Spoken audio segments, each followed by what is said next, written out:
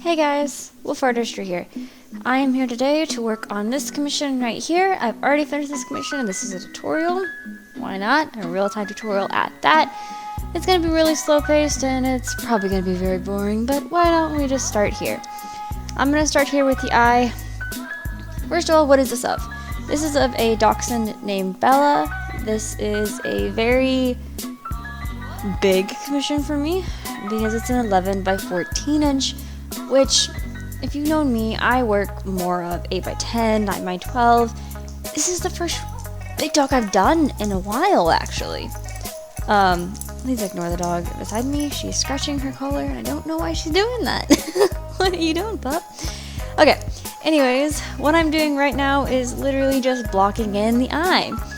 I'm making a brown, I think I'm using a dark brown. I don't know the colors of these right now off the top of my head, because again, I have these pencils in front of me, unfortunately, and I guess I should have wrote down what colors. If I remember them, I will include them somewhere in this video, or maybe in the comment section. I might in the comment section. Sounds like a good idea. Anyways, these are the Carbothello pastel pencils. I love these pencils. I've also used the Faber-Castell Pit Artist pencils, or Pit Artist pastel pencils as well. And those are nice as well, but I find they're a little too hard for my taste, and so I love these Carbothello pencils. They're really, really nice. And I like how they are, how they feel and everything like that. They are very hard to keep sharp though. Gotta say, I don't like how to keep them sharp, and normally, now I do have a really good sharpener. I have the Derwent Super Point sharpener, so it really, really works well with these pencils. It actually keeps them sharper, and I don't know why. I used to use a little handheld sharpener, which, gotta be honest, it didn't do a great job. It broke these pencils a lot, but I'm not having that issue anymore, so thankfully, that issue has since then been solved. So what I'm doing right now, currently in this video, is I am blocking in that eye. I'm putting an outline around that eye, and now I'm starting to fill in that really dark spots. The reason I'm doing this is I'm using pastel matte. Pastel matte is one of my favorite papers to use because I can layer light over dark. What I mean by that is I can lay down my black, my really dark colors, my really, really dark colors. Like here, I'm laying down a black first for the eye. And then later on, I'm going to come on top of that with my white pencil and my lighter shades of gray and my lighter shades of tan, probably is also what I'm probably going to use. I don't remember. We'll see. We'll learn this together. And that's what I'm currently working on right now. I'll probably leave a little spot blank and see if I do or not. Yeah, looks like I do. That's just basically to enhance the whiteness right there, to enhance the brightness that's going to be right there. And my main purpose of this is blocking in my darks right there. And then coming back and blocking in my lights. Looks like I'm grabbing for blue pencil. If you're looking at an eye, it's not going to be solid black. It's never going to be a solid color in a lot of cases. And actually black is just an element of other colors. So therefore, you're going to be pulling in a lot of colors you didn't expect to pull in. You're probably going to be pulling in some purples, some blues, some browns, some grays. Look, I'm pulling in some sky, I don't even know if it's a sky blue. You know, it looks like a sky blue. We're going to go with it. I'm pulling in a sky blue right here, adding that really, really bright spot in there, and adding a little bit on the bottom, just to kind of bring in that depth. And if I'm looking at it right now, it honestly looks like, what am I doing? You're probably looking at the screen going, what is she doing?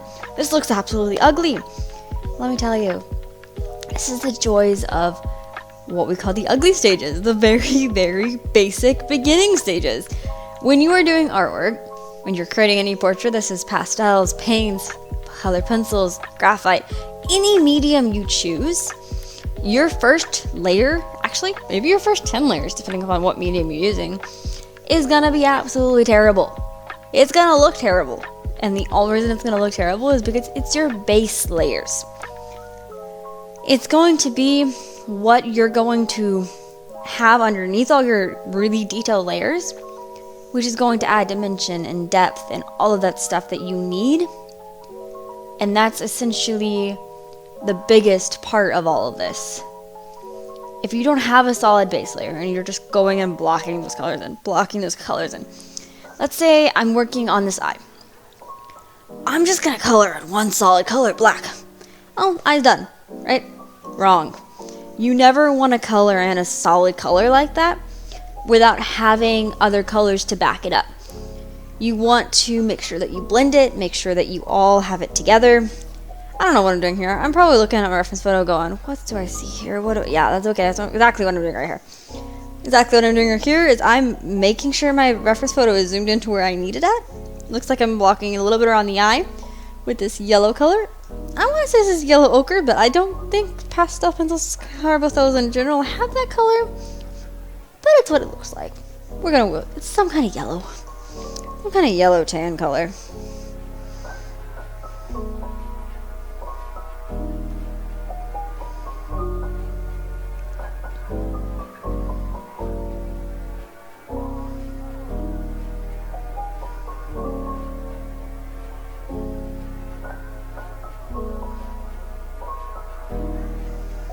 Okay, I'm still blocking in those colors. Like I said, this is going to be a very long thing. Why don't we talk about some other stuff? Our reference photos. What are some questions, I guess, that I could pull out of my head? Reference photos. Why are reference photos so important as a pet portrait artist or as a realistic artist? Without a photo to back up what I am drawing, I'm drawing from my head. Do I physically know exactly what a dog's eye and dog's hair looks like? No, I don't. I can think of it and go like, I think it's this shape. I think it's this. I think. Without a reference, either a real life dog or a photo. Photo is more ideal. You don't know what you're drawing, essentially. And so therefore, sorry, someone just texted me. Therefore, you need to have a reference photo or some kind of reference to be able to know what you are actually drawing. If you don't know what you're drawing, if you can't look at a photo and say, okay, this is what I'm drawing right now. I see this color, and this color. You can't see that stuff without a reference photo. You can't look at a blank piece of paper. I mean, you can. Let me rephrase that. You can. You're just not going to get a photo realistic because you're not looking at a photo. On my artwork in general, I will use several photos. I have my initial photo, which is going to be the photo I use for my outline, my shadows, that kind of stuff. And then I ask my clients to send me other photos as well of their dog in different lighting. And what it allows me to do is to see the colors and the depth of their hair and to see their hair texture and everything like that. What I particularly look in a reference photo is a good, clear photo. You saw there a little bit of my photo. And it's a clear photo that is, I don't know what I'm doing. I'm probably going right now. And yep, I'm taking a photo here. I do this every single time I'm working on a piece. I am constantly recording this. You're seeing some behind the scenes here. Wonderful, right? I'm recording. I am taking photos. And what this allows me to do is then process my artwork when I'm not looking at the paper. And this allows me to think more in depth and to think more about what I'm doing as an artist. And also allows me to share my work. You saw there, I'm posting it to my story. Why not, right? Making sure I'm all good.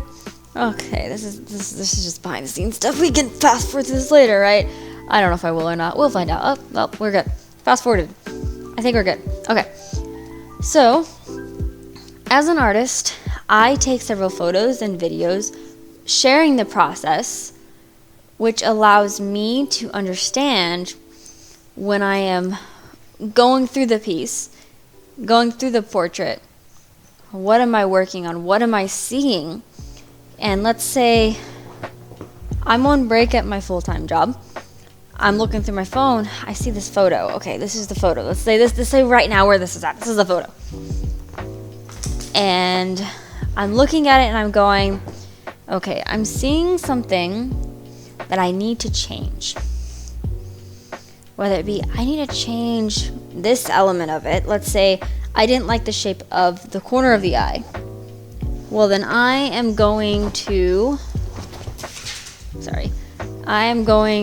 then fix that when I go back to resuming the drawing later on that night, or maybe in a day or two. I'm gonna fix that. What essentially recording, taking videos, taking photos of my process and the progress that I make on my portraits. It allows me to visualize without physically being near the piece and not working on it and working on it. Because after you start working on something for a while, you tend to just see it and think what you need to do and not fully understand, oh, this is actually what I need to do. I'm doing the wrong step. I need to do this. You need to visualize your portrait without having a reference photo by it or without your process with you in your mind. I'll look at my photos and my videos that I take of my current portraits an hour or two after drawing. I will tend to look at them purely to let me know this is what I need to work on for this portrait. This is my next steps. Without having that photo next to me, I can look at the portrait itself and not have that photo in my mind at that time. I don't know what my dog is doing right now. She is currently playing on the couch, which I don't really want her on the couch, but you know what? She's on the couch wanting to play. Oh, goodness, puppy.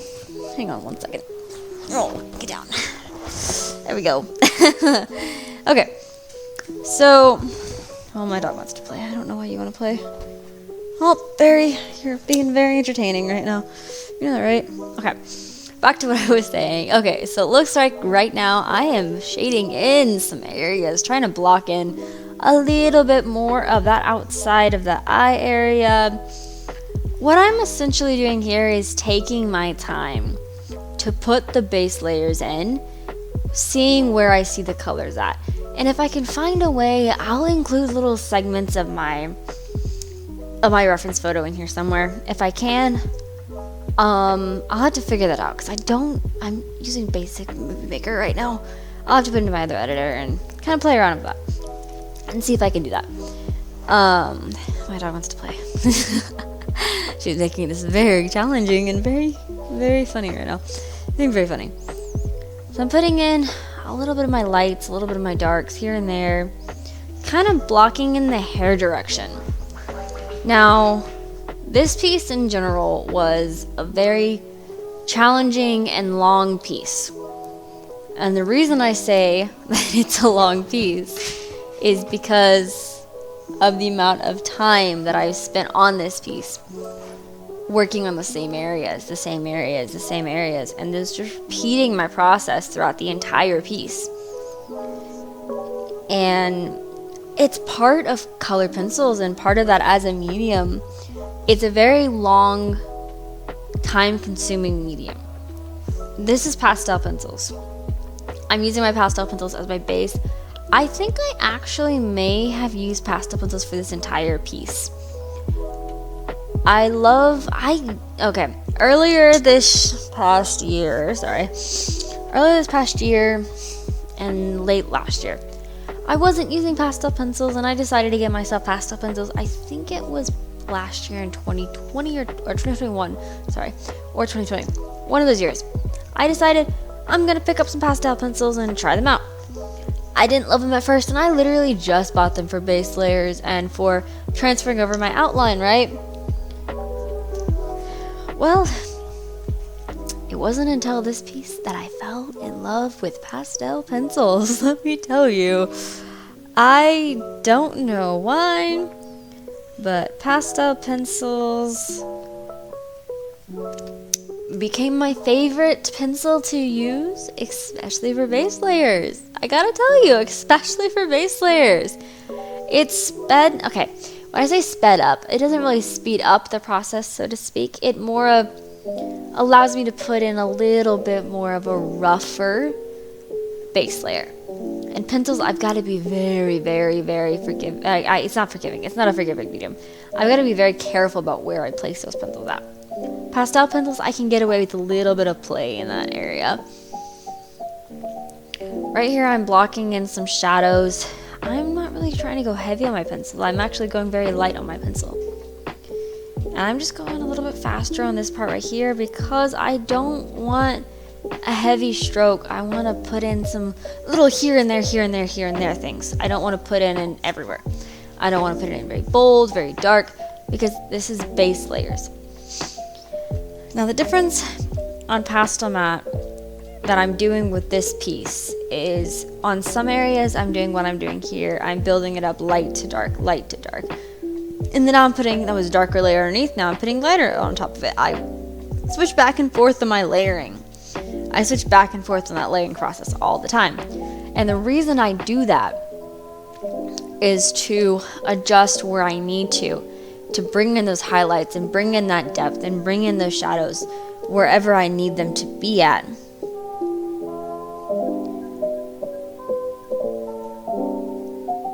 And that's essentially what my process is.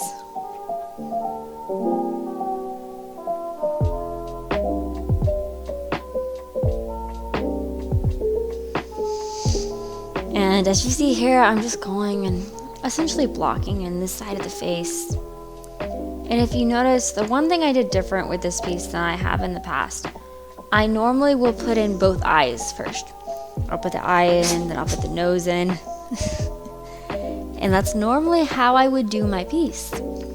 I wanted to try something different for this piece. It was already a challenge. I didn't want to overwhelm myself for this. So I blocked in half of the face. Started moving around.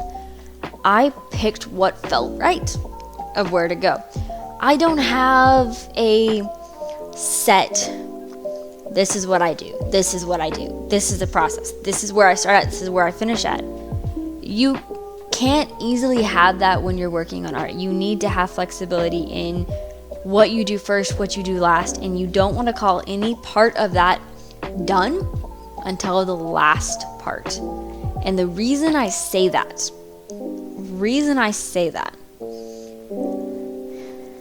is because as an artist, you're constantly working on areas until the entire piece looks finished, then you work some more.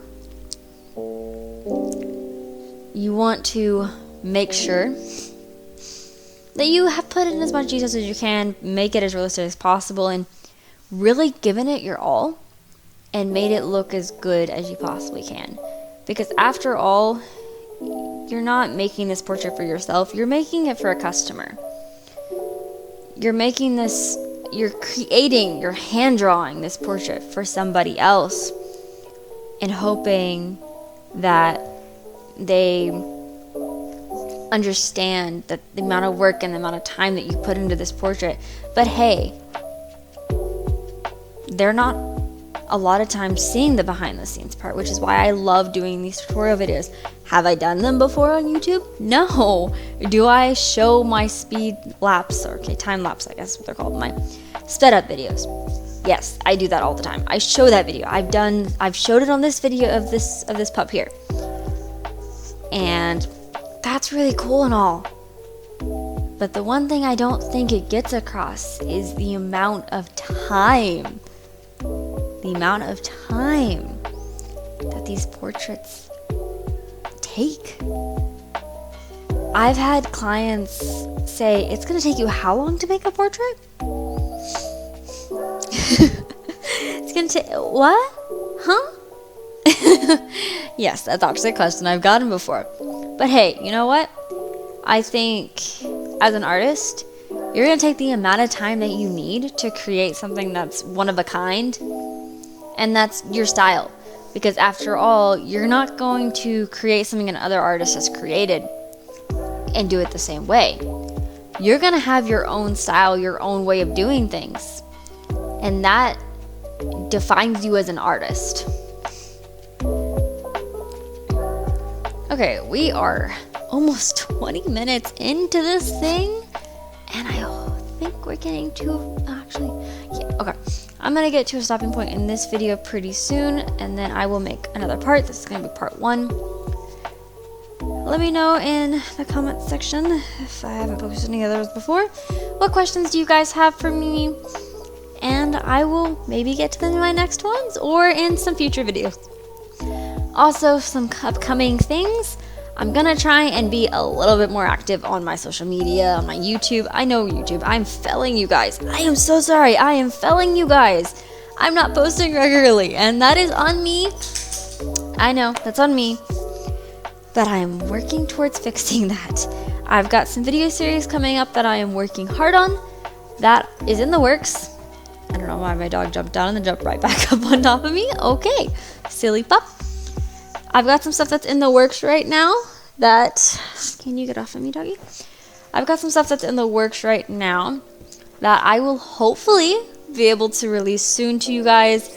Some stuff is going to take me a few months to get out and be released to you guys, but take a look over on my Instagram, my Facebook, or my TikTok, and then I have like a few other social medias, I think, too. I think I have a MeWe account, but I don't actually use it that much. I am more active on my Instagram than anything else, so if you guys are on Instagram, go ahead and go ahead and follow me, and then if you guys want to, go ahead and subscribe to this YouTube channel, and you can keep up with my next videos. Who doesn't want to keep up with videos, right? Right, guys? Who doesn't want to keep up with some videos? So if you guys want to see the part 2, maybe how many parts this is going to be? This is a very long drawing. Took me a while to do. If you guys want to see the next few parts, go ahead, make sure you subscribe, make sure that you hit that little, what button is it? It's like a follow button, that way you get notified whenever I release a new video. Go ahead and hit that like button too if you guys like this video. And I just got tackled by a dog. Like I said, I've got a Facebook page, I've got an Instagram, I've got a TikTok, and I have this YouTube. If you guys are on any of the social medias and you're like, hey, you should get on the social media, let me know. I don't know about it unless you comment. See you guys later. Hope you're having a good week. See you guys whenever I post the next video, which is hopefully soon. Bye, guys.